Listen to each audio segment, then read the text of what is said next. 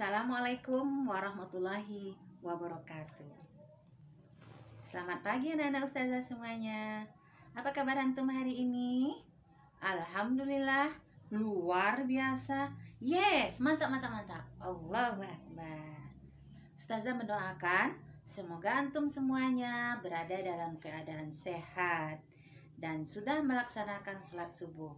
Tidak ada anak ustazah tadi yang terlambat bangun sehingga terlambat melaksanakan salat subuhnya. Nah, baiklah anak-anak ustazah. Untuk pertama kali ustazah akan memperkenalkan diri ustazah di hadapan antum semua. Baiklah, nama ustazah Ervina Nora. Antum bisa memanggil ustazah dengan Ustazah Nora. Pada tahun pelajaran 2020 dan 2021 ini, ustazah masih diberi amanah untuk mengajar di kelas 2 Syafa.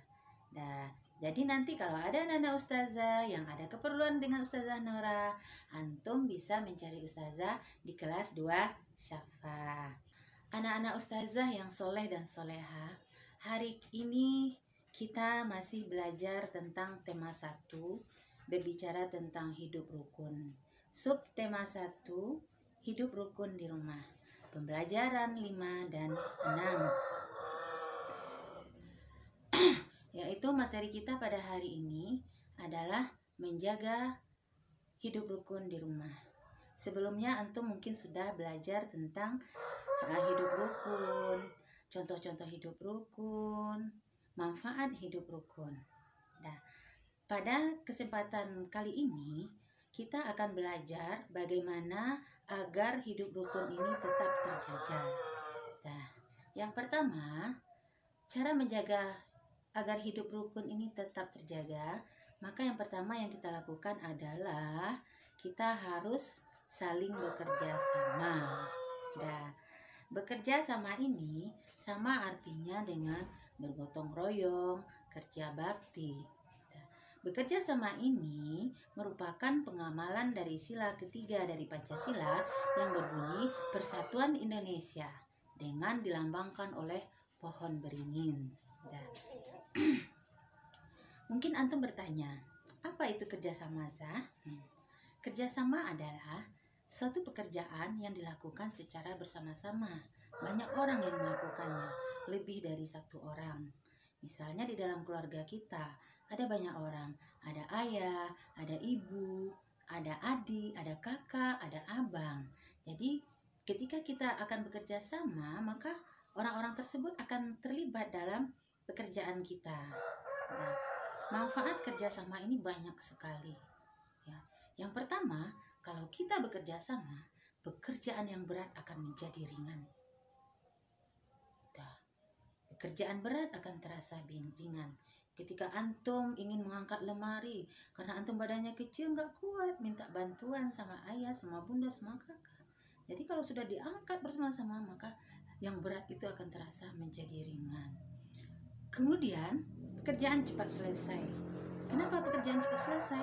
Iya, kalau pekerjaan yang besar kita lakukan hanya dengan sendiri, mungkin kita akan membutuhkan waktu 1 minggu misalnya. Tapi karena kita bekerja sama, maka pekerjaan itu kita bagi-bagi. Sehingga pekerjaan yang 1 minggu bisa selesai dalam waktu 1 hari. Nah, yang kedua, kita bisa jadi menghemat. Hemat waktu kita, hemat biaya, dan hemat tenaga kita. Yang keempat, bekerja sama bisa meningkatkan, mempererat hubungan kekeluargaan di antara kita. Karena dengan bekerja sama kita menjadi bersemangat, kita menjadi saling memperhatikan, kita saling membantu dan saling membutuhkan. Jadi perasaan kekeluargaan kita itu akan semakin terasa erat dan kompak selalu. Dan bagi anak-anak ustazah, kalau kita tidak bekerja sama, akan terjadi perselisihan di keluarga kita. Kenapa? Ya, karena pertama, misalnya kita akan bekerja sama, bergotong royong untuk membersihkan halaman pekarangan rumah yang sangat luas. Banyak pohon-pohon sehingga daun-daun berguguran. Kalau seandainya pekerjaan yang sebesar itu dikerjakan hanya oleh antum seorang, antum pasti akan capek. Terus ditambah capek, antum mungkin kerjanya tidak ikhlas. Bunda, masa anak kerjanya sendiri, kakak kok duduk-duduk aja, adik kok main HP, abang nonton TV. Aku nggak mau lagi, biarlah, nggak mau doh. Akhirnya terjadi perselisihan antara antum dengan saudara-saudara antum. Antum pun jadi tidak enak hati sama ibu antum karena antum menganggap ibu antum adil katanya. Jadi itulah makanya kita bekerja sama agar pekerjaan yang ada itu sudah ada penanggung jawabnya. Misalnya, agar pekarangan rumah antum kelihatan bersih dan asri, ada pembagian kerjanya. Antum misalnya harus menyiram bunga setiap sore. Kalau kakak kerjanya membersihkan halaman, adik bertugas membuang sampah. Nah, kadang kalau ayah membersihkan got, kalau ibu memasak buat antum semuanya. Itulah bentuk kerjasama, sehingga ada saling menguntungkan di antara anggota keluarganya. Anak-anak ustazah, perumpamaan bekerja sama itu bisa kita ibaratkan dengan setangkai. Ini adalah setangkai lidi. Lidi ini, yang satu tangkai ini, kita gunakan untuk membersihkan halaman pekarangan kita. Maka lidi yang satu tangkai ini tidak akan mampu mengerjakannya. Karena apa? Karena kemampuannya yang terbatas. Kenapa terbatas? Karena lidi ini rapuh kalau dia sendiri. Nanti dia sudah membersihkan ternyata dia sudah patah. Ternyata dia tidak mampu. Bahkan dia dipatahkan dengan mudah. Bisa dipatahkan dengan mudah.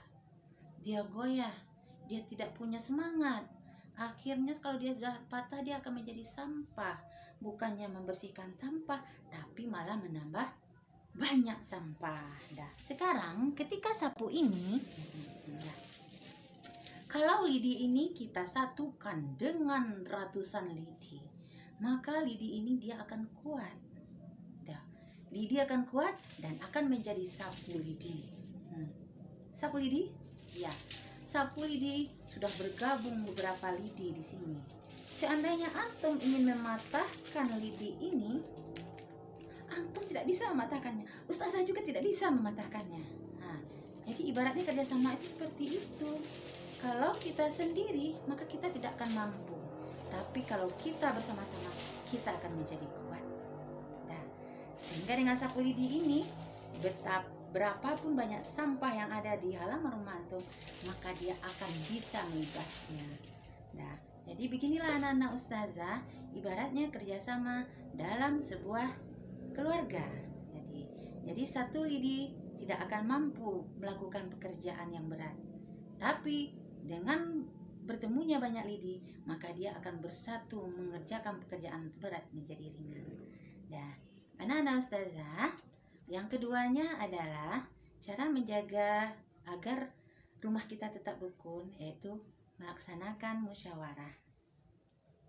Antum tahu, musyawarah ini adalah cerminan sikap dari sila keempat dari Pancasila yang berbunyi, kerakyatan yang dipimpin oleh hikmah kebijaksanaan dalam permusyawaratan perwakilan. Dengan lambangnya adalah lambang kepala banteng. Jadi musyawarah juga merupakan salah satu ciri khas bangsa Indonesia.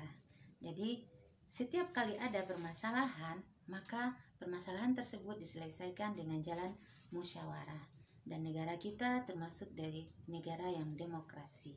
Begitu juga hanya dari lingkungan terkecil, yaitu dari rumah kita. Rumah kita terdiri dari beberapa orang anggota keluarga yang semuanya berbeda. Berbeda keinginannya, berbeda kesukaannya, berbeda hobinya, dan banyak perbedaan. Kadang perbedaan itu menyebabkan perselisihan dalam rumah tangga jika tidak ada seorang pun yang mau mengalah. Maka dari itu, untuk menyatukan sikap, untuk menyatukan tujuan, maka perlu diadakan musyawarah untuk dicarikan jalan solusinya keputusan yang disukai bersama. Nah, misalnya, ayah mengatakan dalam buku paket halaman 40, ayah mengatakan kalau kita akan pergi berwisata.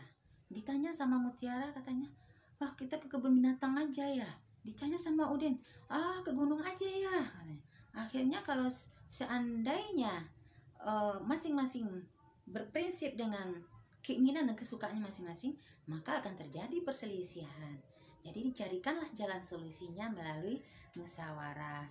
Dan akhirnya ada keputusan bahwa liburan kan banyak.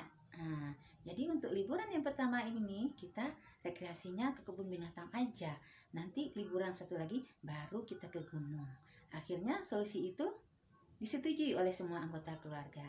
Dan akhirnya tercapailah kata mufakat, tercapailah keputusan yang disepakati bersama. Dan setiap anggota keluarga ia harus melaksanakan keputusan yang diambil dalam musyawarah dengan penuh tanggung jawab. Jadi kalau di dalam Islam, keputusan yang diambil secara musyawarah ini, maka itu merupakan keputusan yang tersinggi, tidak bisa diganggu-gugat. Semua harus tunduk pada hasil keputusan musyawarah. Nah, dari sini anak-anak ustazah, jadi musyawarah itu adalah duduk bersama, membicarakan sesuatu permasalahan untuk dicarikan jalan keluarnya, untuk dicarikan solusinya. Jangan biarkan masalah itu berlarut-larut, karena kalau dia berlarut masalahnya akan jadi berat. Nah, jadi segera carikan solusinya. Jadi itulah bentuk musyawarah dalam keluarga. Yang pertama bisa bermusyawarah untuk menentukan tempat rekreasi. Musyawarah yang lain dalam keluarga bisa juga musyawarah dalam menentukan pesta. Mungkin pestanya banyak kalau kita ya. Ada sekarang khitan juga pesta, pernikahan juga pesta. Jadi semuanya harus dimusyawarahkan. Baiklah anak-anak ustazah, dari hasil keputusan rapat keluarga, maka akhirnya Udin, Mutiara, ayah dan ibunya pergi rekreasi ke tempat wisata yaitu kebun binatang. Nah, ketika sampai di kebun binatang, ternyata masuknya kita harus beli tiket karcis masuk. Nah, setelah diserahkan karcis masuknya, ternyata di sana ada nomor urutnya. Nomor urut tiket masuk menandakan jumlah pengunjung yang ada pada hari itu. Dan kebetulan mereka mendapatkan nomor tiket 345. Nah, kalau kita lihat, ini ada 3 deret angka. 345. Ada 3 angka, 3, 4, dan 5. Itu menunjukkan kalau angka itu sudah mencapai bilangan ratusan. Kalau angkanya hanya 2, 12, 11, sampai 99, itu menunjukkan angkanya berada pada tempat puluhan. Jadi angka yang ada di sana hanya ada tempat puluhan dan tempat satuan. Kalau dalam angka 345 terdapat 3 nilai tempat. Yang pertama tempat ratusan, yang kedua tempat puluhan, yang ketiga tempat satuan. Nah, anak-anak ustazah bisa melihat di sini 345 menandakan nilai tempat. 3 adalah nilai tempat ratusan, 4 adalah nilai tempat puluhan, dan 5 adalah nilai tempat satuan. Nah, bagi anak-anak ustazah, bilangan 345 itu adalah bilangan ratusan. Kalau seandainya ada yang bertanya, tulislah lambang bilangan 345, maka antum akan menulis angka 345. Tapi kalau seandainya angka 345, tulislah cara membacanya, maka antum akan menulis tiga 345 dengan tulisan abjad. Nah, jadi di sini kita mengenal bilangan sampai angka 999, kemudian kita mengenal lambang bilangannya, kemudian kita juga mengenal bisa menulis cara menuliskannya dalam bentuk huruf atau abjad. Nah, jadi anak-anak ustazah bisa nanti melihat ya, akan ustazah perlihatkan.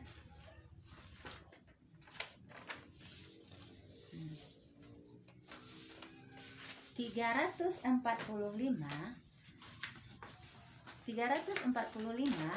kalau kita lihat angkanya adalah ada angka 3, 4, dan 5. Ini dimaksudkan adalah lambang bilangannya. Kalau 345 yang ditulis seperti ini adalah kalau kita disuruh tulislah cara membaca 345. Jadi angka ini yang akan kita tulis. Terbalik ya. Nah, angka ini yang akan kita tulis. Jadi cara bacanya dan lambang bilangannya. Dan kemudian kalau seandainya ustazah bikinkan tulisannya, ustazah bikin tulisannya 831. Bukan angka 8, bukan angka 3, dan bukan angka 1 yang ustazah tulis, tapi tulisan bacanya yang ustazah tulis. Bisakah antum membuatnya? 831. Ayo, angkanya, lambang bilangannya seperti apa? Dah, seperti ini. 831. Maaf ya, terbalik kalau di apa. 831. Dah, anak-anak ustazah sudah tahu angka 8 adalah ratusan, angka 3 adalah puluhan, dan angka 1-nya adalah satuan. Jadi di dalam angka ratusan terdapat 3 bagian nilai tempat. Yang pertama ratusan, yang kedua puluhan, yang ketiga satuan. Nah, anak-anak ustazah harapkan anak-anak ustazah sudah memahami tentang pembelajaran kita pada hari ini. Dan sebelum ustazah menutupnya, maka ustazah ingin berpesan dahulu pada antum semuanya, anak-anak ustazah yang soleh-soleha. Jangan lupa antum untuk sholat 5 waktu yang sehari semalam. Jangan ditinggalkan ya. Kemudian yang selanjutnya, rajin-rajin ulang hafalan antum di rumah. Juga mengulang pelajaran di rumah ya. Kemudian selanjutnya pesan ustazah, patuhi perintah orang tua dan perintah Allah. Kemudian jaga kerukunan di rumah. Bagaimana cara menjaga kerukunan di rumah? Ya, antum di rumah kan adik punya mainan atau kakak punya mainan. Jadi kalau antum ingin menggunakan mainan mereka, antum harus minta izin terlebih dahulu. Bagaimana minta izinnya? Kak, boleh pinjam mainannya? Kalau sudah diizinkan sama kakak, baru kita boleh memainkannya. Tapi kalau tidak diizinkan, kita tidak boleh memaksa. Karena kalau sudah memaksa, antum sudah merusak kerukunan di rumah. Ya, anak-anak ustazah, demikianlah pembelajaran kita hari ini. Kalau ada yang salah dari ustazah mohon maaf. Ustazah memiliki kelemahan dan kekurangan. Kalau ada yang betul itu, maka ambillah yang betul itu, karena sesungguhnya ia datang dari Allah. Dan kita tutup acara kita dengan doa sesudah belajar. A'udzubillahi minasyaitonirrajim. Bismillahirrahmanirrahim. Allahumma arinal haqqa haqqan warzuqna ittiba'ah wa arinal batilan batilan warzuqna ijtinabah. Ya Allah, perlihatkanlah kepada kami yang benar itu jelas benarnya, dan berilah kami kekuatan untuk mengikutinya. Dan perlihatkanlah kepada kami yang salah itu salah benar, salah adanya, dan berilah kami kekuatan untuk meninggalkannya.